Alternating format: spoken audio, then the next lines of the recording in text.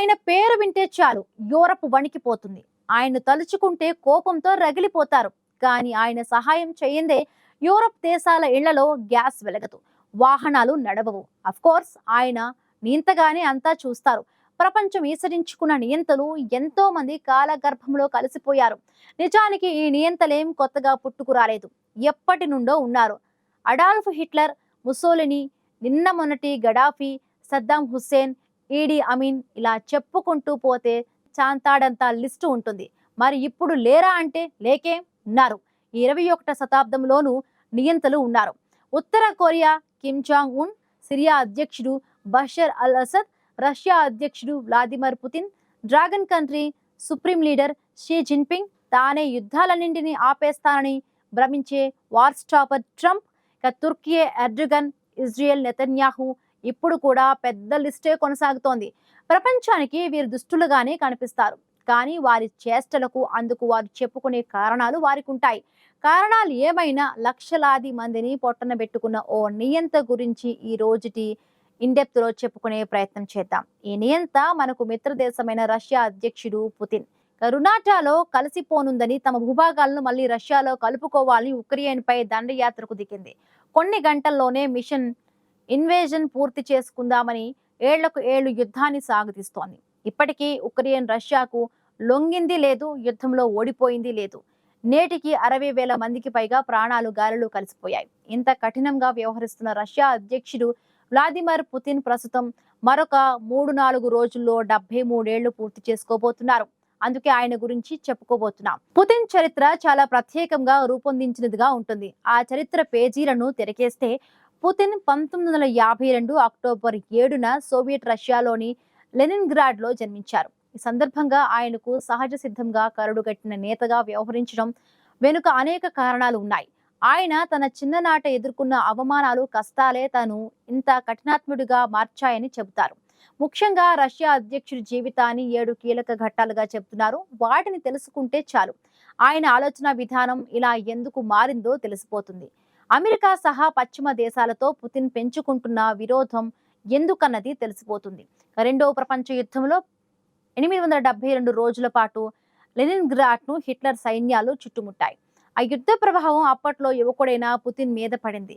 స్కూల్లో ఉన్నప్పుడు కయ్యానికి కాలు దువ్వడానికి ఎప్పుడూ సిద్ధంగా ఉండేవాడు పుతిన్. ఎవరితోనైనా పోట్లాటకు దిగడానికి పుతిన్ సిద్ధంగా ఉండేవాడు. తనకు ఆ వయస్సు నుండే భయం అనేది ఉండేదే కాదు. ఈ విషయం ఆయన బాల్యమిత్రులే చెబుతున్నారు. మాస్కోలో స్ట్రీట్ గ్యాంగులు చెలరేగిపోతున్న సమయంలో 12 ఏళ్ల పుతిన్ రష్యా మార్షియల్ ఆర్ట్స్ లో భాగమైన సాంబో శిక్షణలో ఆరితేరారు.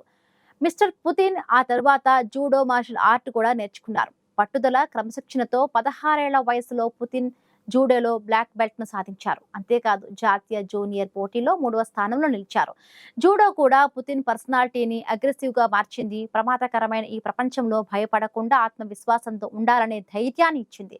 పుతిన్ సొంత మాటలో చెప్పాలంటే, యుద్ధం అనివార్యమైతే తొలి దెబ్బ నీదే కావాలి. శత్రువు మళ్ళీ నిలబడకుండా ఆ దెబ్బ చాలా గట్టిగా ఉండాలి. ఇలాంటి తన మనస్తత్వం చిన్నప్పుడు తాను ఎదుర్కొన్న పరిస్థితుల వల్లే వచ్చిందని చెప్పాలి.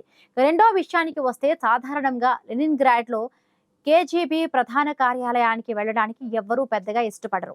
అప్పట్లో సోవియట్ ను పాలించిన స్టాలిన్ సమయంలో ఎంతో మందిని కేజీబీ ఆఫీసులో విచారించడం జరిగేది. అక్కడి నుండి మాయమైన వారిని బలవంతంగా వెట్టి చాకరీ చేయించే ది గులాబ్ లేబర్ క్యాంప్స్ కు పంపేవాళ్లు. అయితే 18 ఏళ్ల పుతిన్ మాత్రం నేరుగా ఆఫీస్లోకి నడుచుకుంటూ వెళ్లి, నేను ఇక్కడ చేరాలంటే ఏం చేయాలి అని అడిగాడట. ఆ మాటలు విన్న అవతల వ్యక్తి అయోమయంగా పుతిన్ వైపు చూస్తూ ఉండిపోయాడట. ఆ తర్వాత తేరుకొని మిలిటరీ సర్వీస్ లేదా డిగ్రీ పూర్తి చేయాలి అని ఆ వ్యక్తి పుతిన్ కి బదులిచ్చాడట. అయితే విడవకుండా మరొక ప్రశ్న వేశాడు పుతిన్. ఏ డిగ్రీ అయితే బాగుంటుంది అని. దానికి న్యాయశాస్త్రం అని ఆ వ్యక్తి బదులిచ్చాడు. ఆ రోజు నుంచి న్యాయశాస్త్రంలో డిగ్రీ సాధించాలనే పట్టుదల పుతిన్లో పెరిగింది. అనుకున్న విధంగా లా పట్టా సాధించి కేజీబీలో చేరారు. గూఢచర్యం పట్ల పుతిన్ కు అపారమైన నమ్మకం ఉండేది. ఎందుకంటే వేల మంది ప్రజల భవిష్యత్తును ఓ గూఢచారి మార్చగలడు అని పుతిన్ గాఢంగా నమ్మేవారు. అలా 1985లో డ్రెస్డెన్ లోని కేజీబీ ఆఫీసులో పుతిన్ చేరారు. అనుకున్నట్టు కేజీబీలో చేరిన తొలి రోజుల్లో పుతిన్ కెరియర్ లో పెద్ద మార్పులు రాలేదు. కష్టపడే తత్వం ఉన్నప్పటికీ అది రుజువు చేసుకునే అవకాశాలు వచ్చేవి కావు. అక్కడితో ఆగని పుతిన్ జర్మన్ భాష నేర్చుకోవడానికి దరఖాస్తు చేసుకున్నారు. కానీ 1989 నవంబర్లో తూర్పు జర్మనీ విచ్ఛిన్నం కావడం ప్రారంభమైంది.